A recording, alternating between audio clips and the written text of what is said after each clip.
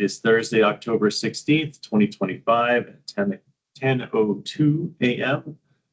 This hearing is being held to receive public comments on proposed amendments to the New Hampshire Department of Environmental Services to the Ecological Review Section rules at Env-C 800.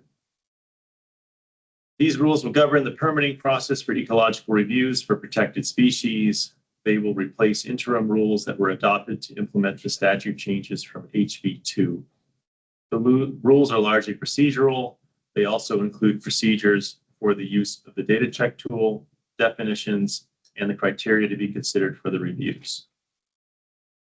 The rulemaking notice for these rules was published in the New Hampshire Rulemaking Register on September 18th, 2025 as notice number 2025-203 and were posted on the department's website. This hearing is being held on the date and at the time and location indicated in those notices. This hearing is being held in person as well as via remote access. Remote access is via Microsoft Teams to allow increased access for everyone interested in the public hearing rulemaking process. This hearing is being recorded. During this hearing, we are only receiving comments and taking clarifying questions. I will first ask if any of the people attending in person wish to speak. I will then recognize those participating remotely via Teams who wish to comment. For those people participating via Teams who wish to comment, they can do so by using the raise your hand function at the menu at the top of the window. Click on the icon of a hand with the word raise below it. Finally, I will recognize the call-in attendees who are seeking to provide oral testimony. Anyone wishing to make oral comments on the rules for the department's consideration may do so during this hearing. When called upon by me, please state your name, the organization you are representing, if any, your city or town of residence, or the city or town where the organization is located. The department would appreciate it if those providing oral comments during the hearing could also provide their comments in writing prior to the deadline of October 23rd, if possible.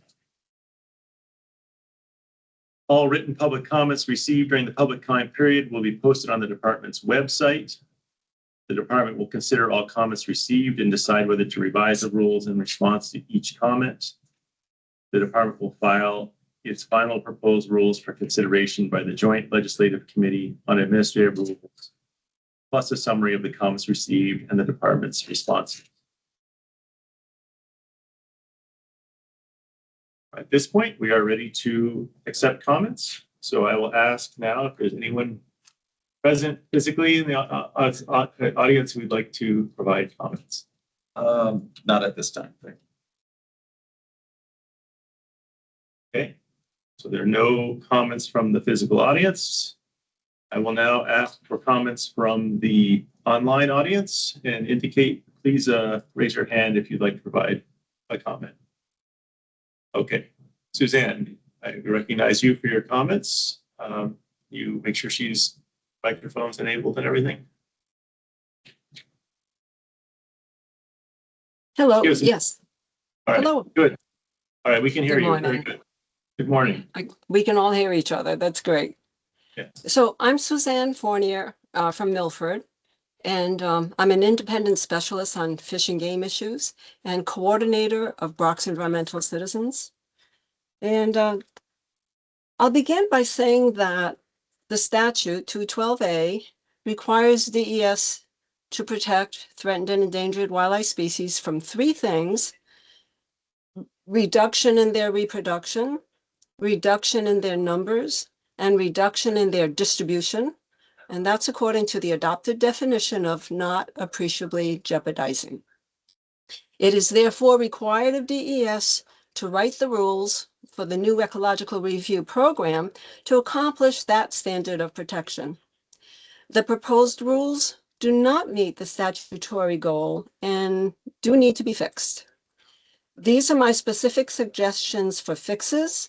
Some are minor tweaks that I'll send you only in writing, while others are more in-depth changes that I'd like to talk about now, and I'll send them in writing to you as well. So I have about 5 comments to make during this hearing. So starting on page 2 of the IP, there's 802.09, which is the definition of ecological review. A significant change is needed to the definition of ecological review so as to make it clear that the review is not just about enabling planning, permitting, and funding, which it does do, but the goal of the review must also be about not appreciably jeopardizing threatened and endangered species. So fixing the definition is done by adding language from adopted definitions into the second line after the phrase exemplary natural communities.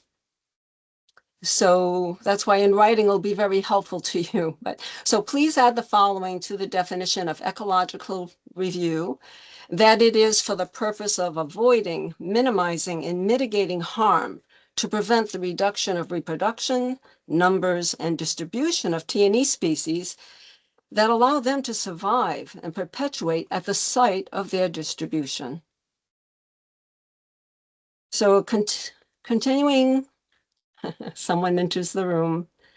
So continuing on pages 2 and 3 of the IP, I recommend that you add a new definition to recognize that there is harm that potentially remains after the completion of the ecological review and a project's adoption of the list of conservation measures.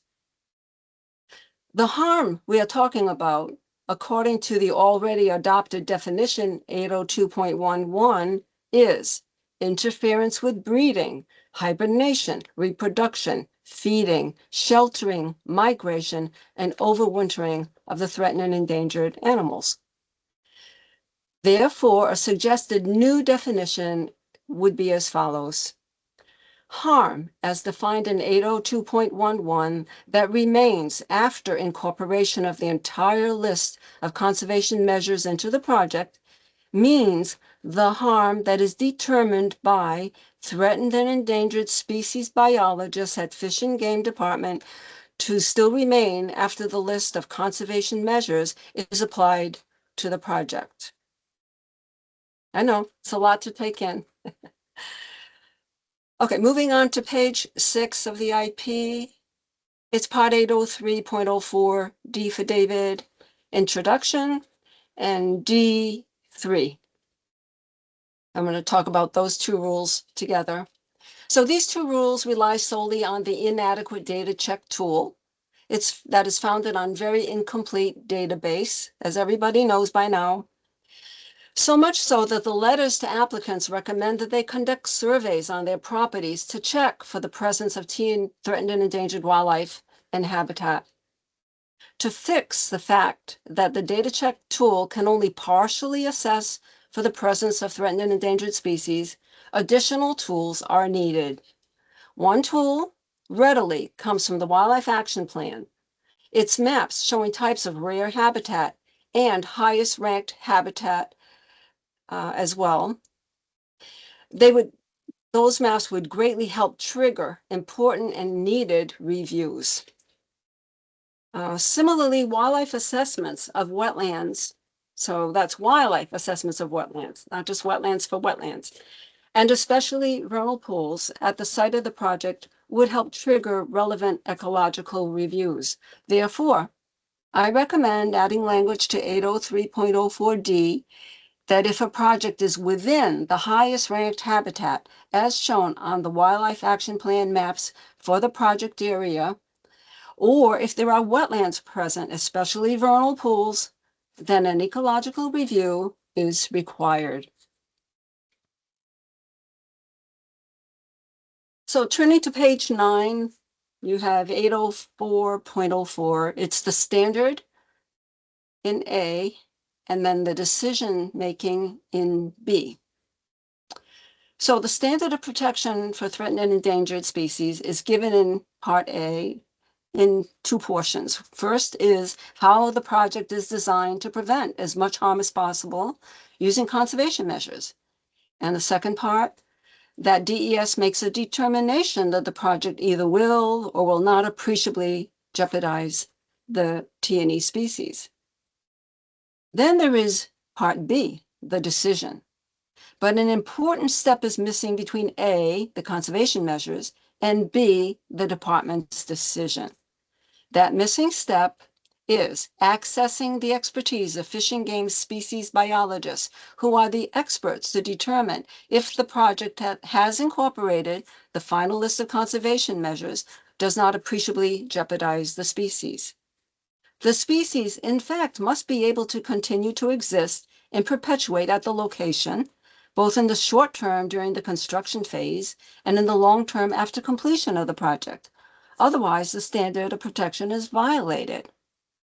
The species biologists know very well how to predict the chances of survival for their species, both during and after a project. Therefore, 804.04b should be changed to read something like this.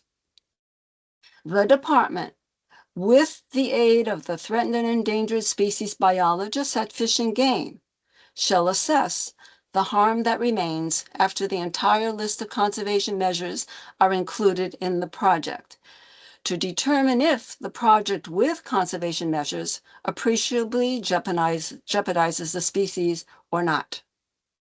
The department shall issue an ecological decision based on the biologist's findings and conclusion.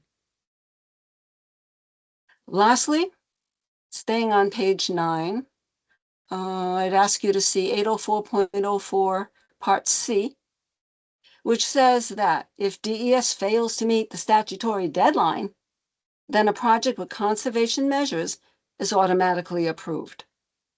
Well, that's completely illegal. Not tested in court yet, but completely illegal, regardless that it is in the statute, because that part of the statute is also illegal. And why? It's for ignoring that there must be assurance that the threatened and endangered species are not going to be appreciably jeopardized.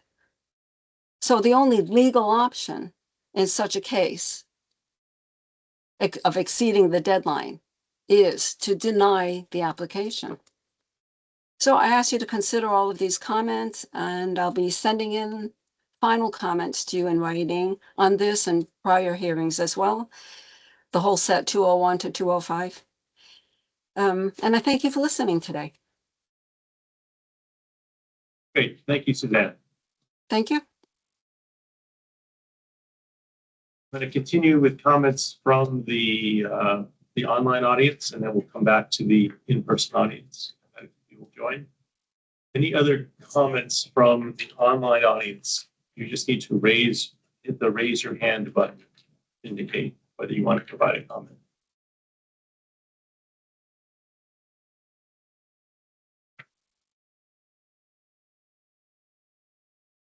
Okay, seeing none, why don't we come back to the in-person audience?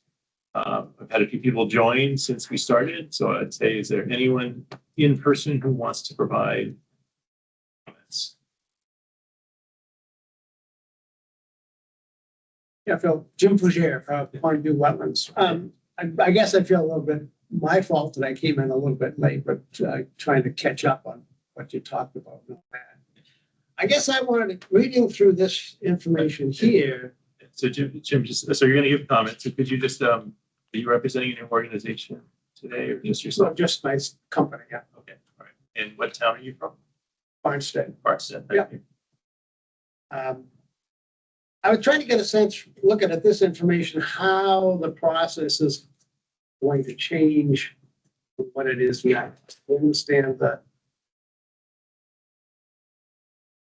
ecological review business, but how is it going to change for the client, the engineer, developer, or whatever, in the early stages?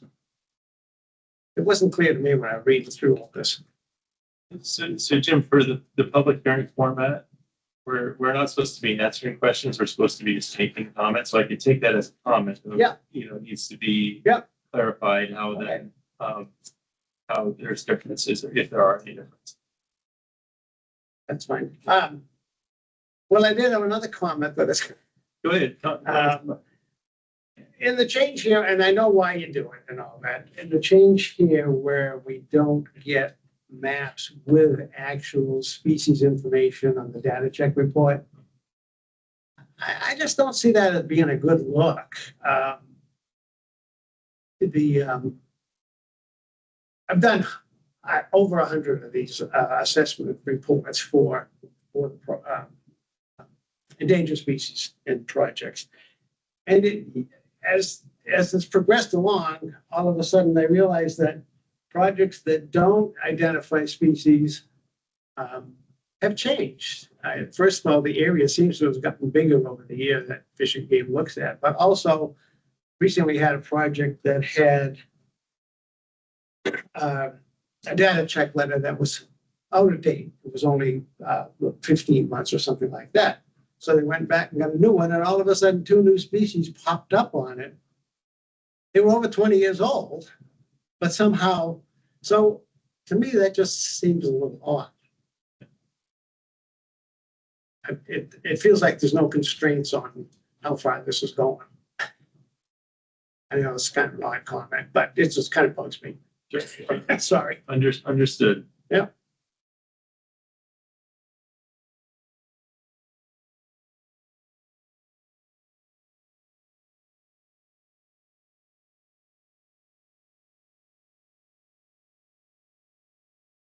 Are you going to have any other comments?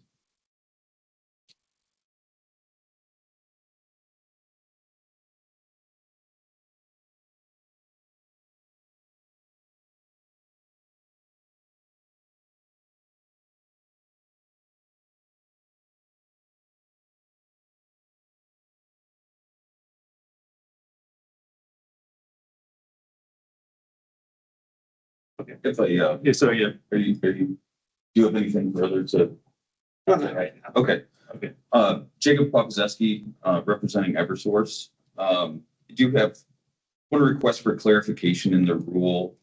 This would be 80401B with respect to $500 ecological review fees pursuant to 80304D1 for the following projects.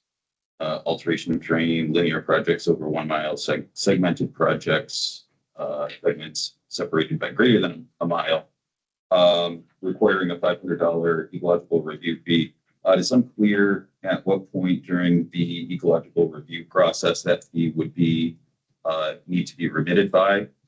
Question being, would it be required upfront in addition to the $50 data check tool fee?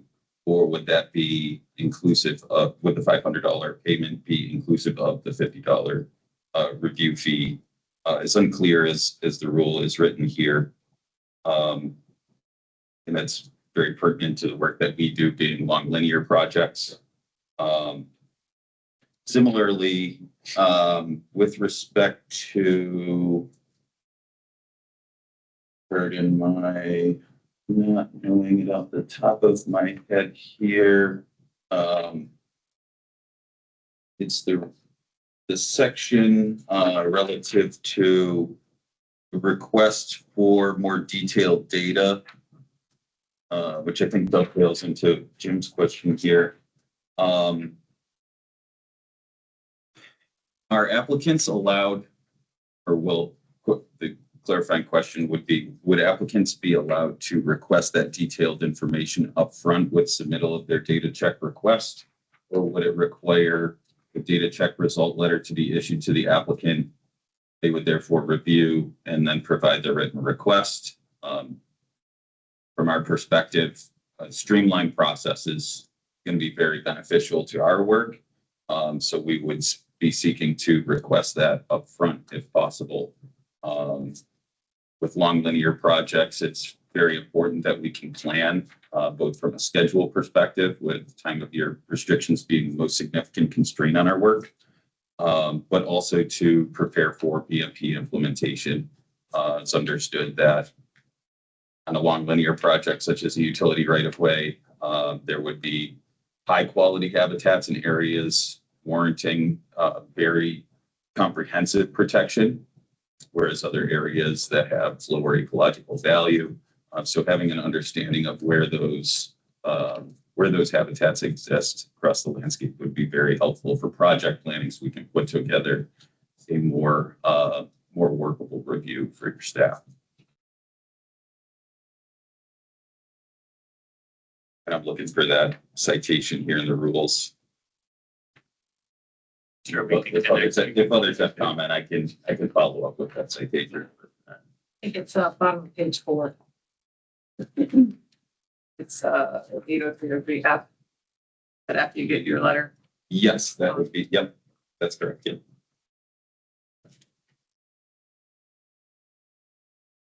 And I think one final comment on that. Yep.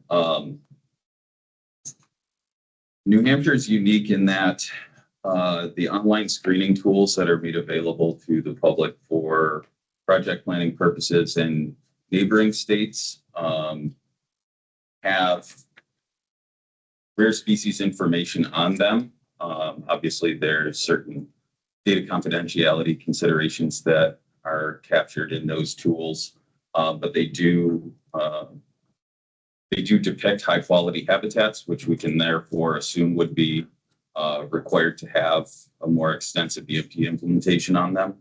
So a screening tool similar to that in the LRM permit planning tool would be very beneficial. It would potentially eliminate that step of requesting that more detailed information. Good, thank you. Thank you, Jacob. Any other comments from the in-person audience?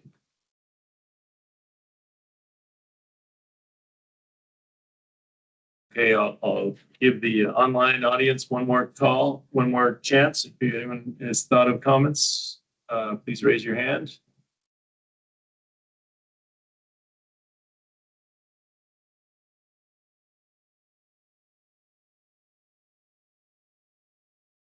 Okay. I'm all set. Thank you. This Very is good. Suzanne. Thank you. Thanks. All right, so seeing no one else who wishes to comment, this hearing is hereby closed. I remind you that written comments can be submitted on or before Thursday, October 23rd, 2025, per the rulemaking notice. Thank you all for participating. Thank you. Goodbye. Thank you.